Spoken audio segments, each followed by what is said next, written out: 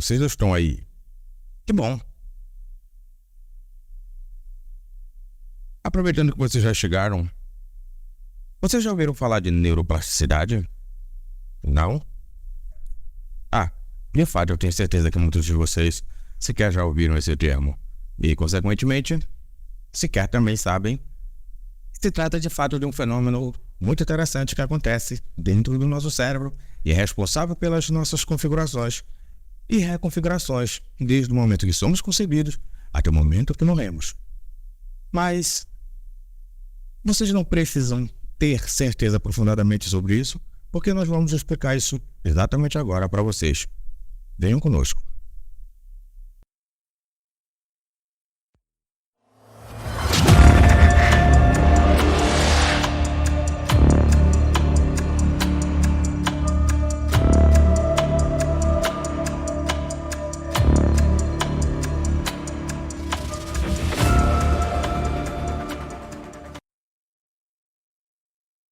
Olá, muito prazer.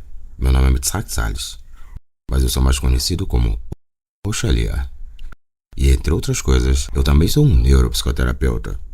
E hoje nós vamos falar de neuroplasticidade, ok? Portanto, fique à vontade. Você é nosso convidado para embarcar nessa viagem para dentro do seu cérebro. Vem comigo.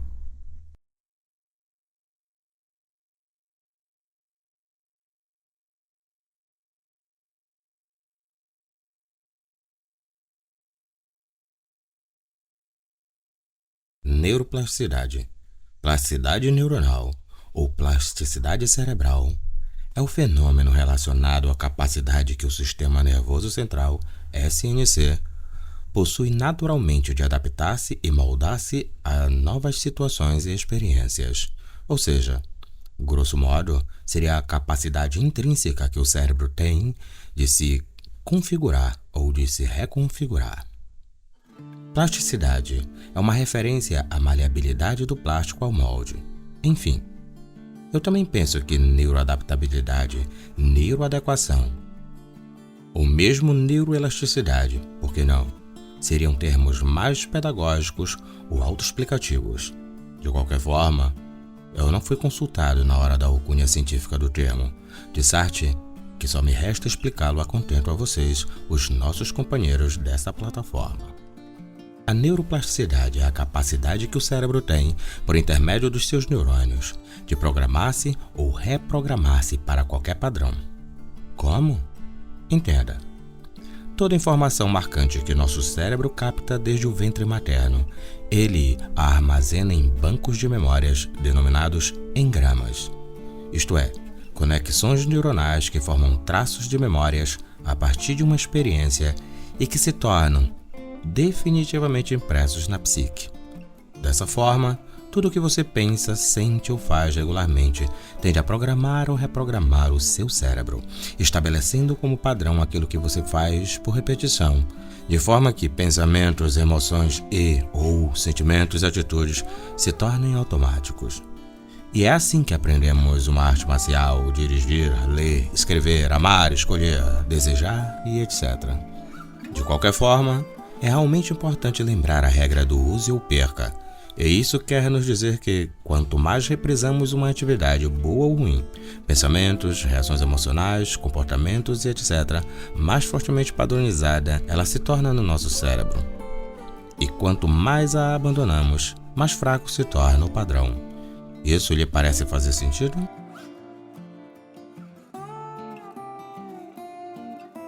Indiscutivelmente um importantíssimo experimento científico que realmente contribuiu muito para a compreensão da neuroplasticidade humana foi aquele levado a cabo pelo neurocientista austríaco e ganhador do Prêmio Nobel, o Dr. Eric Kandel.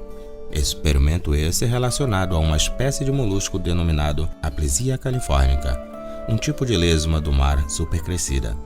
Esse molusco tende a fechar o seu corpo, uma espécie de manta em torno de si mesmo, uma vez tocado, como uma forma de proteger-se. Explicando de forma concisa e bem leiga, O experimento do Dr. Kendall consistia em tocar uma espécie de vareta vez por outra na parte sensível da pele do molusco, onde percebia-se facilmente seus neurônios serotonérgicos, ou seja, condutores de serotonina, que por sua vez é um neurotransmissor denominado de hormônio da felicidade. Esses toques intermitentes tinham a intenção de acostumá-lo com o estímulo. Tocado umas 10 a 15 vezes, uma habituação de curto prazo aconteceu, isto é, ao longo de um dia. Os estímulos dos neurônios sensoriais do molusco não chegavam ao seu centro nervoso com a informação de perigo à vista, ou seja, houve uma neuroplasticidade no centro nervoso do molusco, de forma que ele não mais sentia a necessidade de se proteger ao ser tocado. Isso nos faz lembrar um pouco o experimento behaviorista de Pavlov com seus cães, mas isso fica para outra hora. Uma habituação de longo prazo, no entanto, foi conseguida a partir de mais dias de estímulos programados. Enfim, o que isso tem a ver conosco? Bom, a verdade que queremos fazer ser compreendida pelos nossos espectadores é de que se um organismo do sistema nervoso tão simples é passível de neuroplasticidade, isto é, adequação, modelagem, etc., quanto mais nós, seres humanos, com uma circuitaria neuronal com uma quantidade bem maior de neurônios, cerca de 86 a 100 bilhões por pessoa, produzindo cerca de 1 quatrilhão de sinapses por dia. Portanto, o fato é, se um molusco é capaz de mudar sua maneira de pensar e se comportar no mundo, quanto mais ainda o ser humano o é.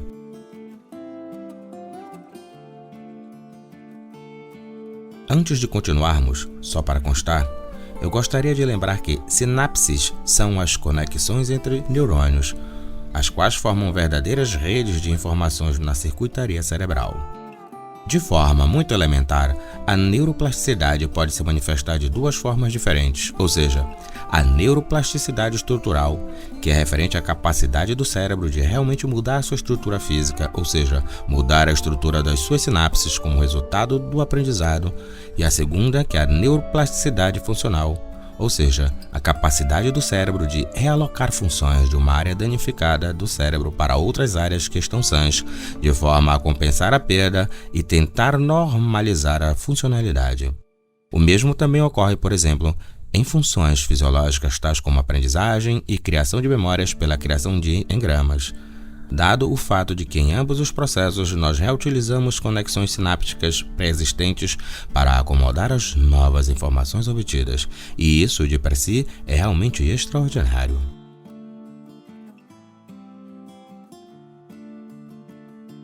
Muito já foi dito acerca de que nós somos a soma daquilo que lemos, que ouvimos, que gostamos, que não gostamos, que assistimos, que aprendemos, que vivemos e etc. Todavia, isso não é de toda verdade, uma vez que é apenas a soma do nosso ego, o qual seria apenas o centro de nossa consciência, mas não o que nós somos no todo, ou seja, o self, para usar uma linguagem mais da psicanálise de Jung, o grande Carl Jung, ex-discípulo de Freud, e seu divergente também, o fundador da abordagem psicanalítica denominada psicologia analítica. Agora, voltando ao assunto principal, nós não somos apenas a soma de nossas experiências e memórias conscientes e inconscientes. Portanto, eu discordo veementemente, ainda que, com todo respeito, de alguns doutores em neurociências contemporâneas que afirmam que o livre-arbítrio é uma ilusão. Por mais admiração que eu tenha pelos mesmos em outros diversos campos da neurociência. Respeito suas opiniões? Respeito. Concordar? Aí é outra história.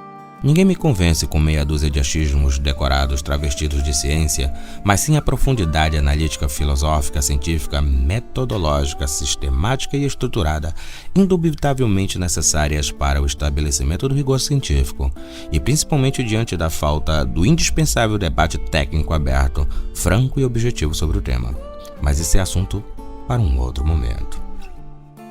De qualquer forma, uma de minhas muitas premissas científicas e filosóficas para discordar veementemente desse neoachismo tido científico que se insurge contra a concepção experiencial de livre-arbítrio humano é baseada exatamente no fato de que o cérebro é plástico, adaptável, reconfigurável, ou seja, os neurônios, que são as células nervosas atuantes principalmente no cérebro, uma vez estimulados nesse sentido, têm a extraordinária capacidade de gerar neuroplasticidade que, por sua vez, falando a grosso modo, é a capacidade que o cérebro tem de aprender, reaprender e se reprogramar por meio de novos processos neuronais, novos engramas, criando novas vias cognitivas, isto é, novas maneiras de conceber as coisas, novas redes de sinapses e, por fim, novos comportamentos, novos padrões de reações fisiológicas e novas predisposições emotivas.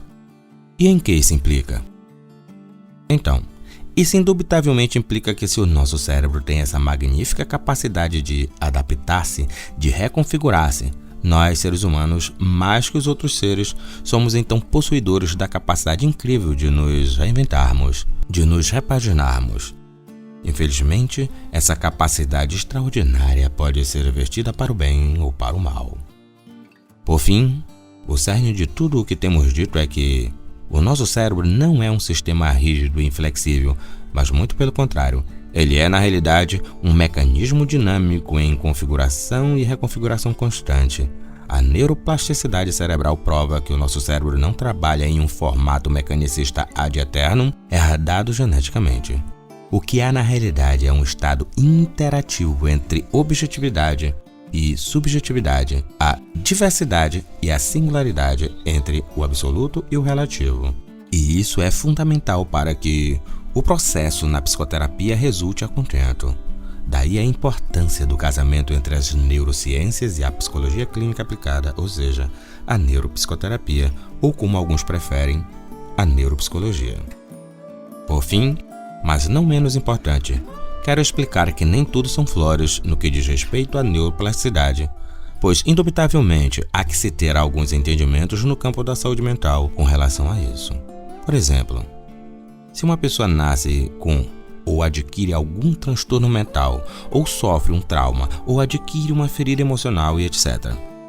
Quanto mais cedo procura um diagnóstico e tratamento, quer por psicoterapia, quer por intervenção medicamentosa ou ambas, maior a chance de normalizar qualquer desses quadros, ou seja, diminuindo a possibilidade de plasticidade cerebral, a fim de que o quadro clínico não se torne automático ou crônico. Por outro lado, a demora em buscar ajuda pode automatizar o quadro clínico, tornando-o crônico. Faz sentido isso para você? Assim sendo, é bem melhor utilizar a neuroplasticidade a seu favor, não acha? Em suma, o que nós estamos dizendo é que, se você costuma ficar deprimido, muitas vezes o seu cérebro fica bom em ficar deprimido. Se você costuma sofrer de ansiedade, muitas vezes o seu cérebro fica bom em ficar ansioso. Se você costuma sorrir fácil, o seu cérebro fica bom em sorrir fácil. Se você sente empatia pelas pessoas, o seu cérebro ele fica bom em ter empatia pelas pessoas. Se você costuma olhar as coisas de forma positiva, sempre procurando uma forma positiva de ver o mundo, de ver as coisas, de ver as pessoas, o seu cérebro também fica bom em ver as coisas de uma forma positiva. Mas se você vive se queixando, se você vive se lamuriando, se lamentando, se você vive procurando ver as coisas sempre de forma negativa, o seu cérebro também fica bom em ver as coisas sempre de forma negativa. O nome disso é neuroplasticidade. Faz sentido? Enfim, no CNPC, que é o nosso consultório de neuropsicoterapia, situado aqui em Fortaleza, Ceará, nós utilizamos um protocolo personalizado, pessoalizado e desenvolvido individualmente para promover essa reaprendizagem, o qual nós chamamos de Mindset Reconfiguration, isto é, a reconfiguração da mentalidade. Treinamos nossos pacientes a desenvolverem novas habilidades cognitivas, emocionais e comportamentais, além do aperfeiçoamento das habilidades funcionais já existentes. E isso fazemos por meio do ensino e treinamento de técnicas e ferramentas da psicologia cognitivo-comportamental, da hipnoterapia, do mindfulness, entre outras, a depender da escolha do cliente-paciente. Apesar de tudo o que nós já explicamos até agora, infelizmente, muitas pessoas se fecham para esse conhecimento de forma que é como se os cérebros delas se tornassem impermeáveis à lógica, à ciência, à filosofia, a qualquer tipo de conhecimento, de forma que, seja pela incultura, pela falta de conhecimento, de uma educação adequada, uma escolaridade que lhes permitam raciocinar as coisas com um pouco mais de amplitude, de forma que elas possam se adequar Mas também pode ser exatamente por uma questão de transtorno de personalidade. Faz com que essas pessoas simplesmente elas não queiram mudar. Elas acreditem dentro de si aquelas crenças disfuncionais, centrais, profundas, arraigadas tão profundamente desde tão cedo nas suas mentes, de forma que elas acreditam que não podem mudar, que não devem mudar, que não conseguem mudar. E infelizmente, isso faz com que essas pessoas elas percam, na realidade, a possibilidade de aproveitar toda essa tecnologia em pleno século XXI, essa tecnologia da mente de fato, essa tecnologia do cérebro, da forma que está aí à disposição daqueles que realmente esperam mais de si, esperam mais da sua própria capacidade humana de ser exatamente melhor. Mas prestem bem atenção no que eu vou falar exatamente agora. Enfim, por tudo que já foi explicado, afirmamos veementemente que se alguém diz não conseguir mudar, se repaginar, se reconfigurar, se ajustar funcionalmente, nós, os profissionais da mente, sabemos que ele ou ela está mentindo, a menos que ele ou ela seja mentalmente inferior a uma lesma. O que essa pessoa está fazendo realmente é apenas tentando justificar o medo de se reconfigurar ou escondendo uma real vontade de continuar como está, tal como acontece com indivíduos com transtornos de personalidade da chamada Cluster B, ou seja, a classe B do DSM-5, que é referência mundial, um manual diagnóstico de transtornos mentais, do qual fala acerca dos antissociais, que são os disruptivos, psicopatas e sociopatas, os borderlines, os narcisistas e os histriônicos. Eles geralmente não procuram tratamento justamente porque não querem de fato mudar. E muitos desses até mesmo consideram-se normais, uma vez que seus modos de agir e pensar lhes são familiares e característicos, pois vêm a partir de si para fora, e não o contrário. Mas você que está assistindo esse conteúdo pode ter acesso a todas essas ferramentas clínicas poderosíssimas à sua disposição, presencialmente ou online, a partir do seu celular, tablet ou computador. Basta entrar em contato conosco aqui no CNPC, Consultório de Neuropsicoterapia, e marcar a sua primeira consulta, a qual lhe ofereceremos inteiramente gratuita. Aguardamos o seu contato. Então, você está gostando do que acompanhou até agora? Do que aprendeu? Do que nós falamos? Ainda que grosso modo, claro, porque o assunto é muito vasto para que nós possamos destrinchar ele de uma forma muito acurada. Então nós colocamos de uma forma mais resumida, mais didática, para que o conhecimento ele possa ser passado e, em vez de ficarmos exagerando com verborragias ou explicações demasiadas e demasiadamente técnicas, nós preferimos conteúdo mais conciso, mas ao mesmo tempo mais informativo, de forma que a nossa linguagem possa ser perceptível, ser aceitável, compreendida. E você, está tirando proveito deste conteúdo? Então se inscreva no nosso canal, não deixe de dar o like, compartilha e se você é um profissional da mente, profissional do bem-estar humano, deixe o seu comentário, acrescente algo no seu comentário, ok? Vamos compartilhar esse conteúdo para que mais pessoas possam ter acesso a esse conhecimento e vamos fazer esse mundo um mundo melhor.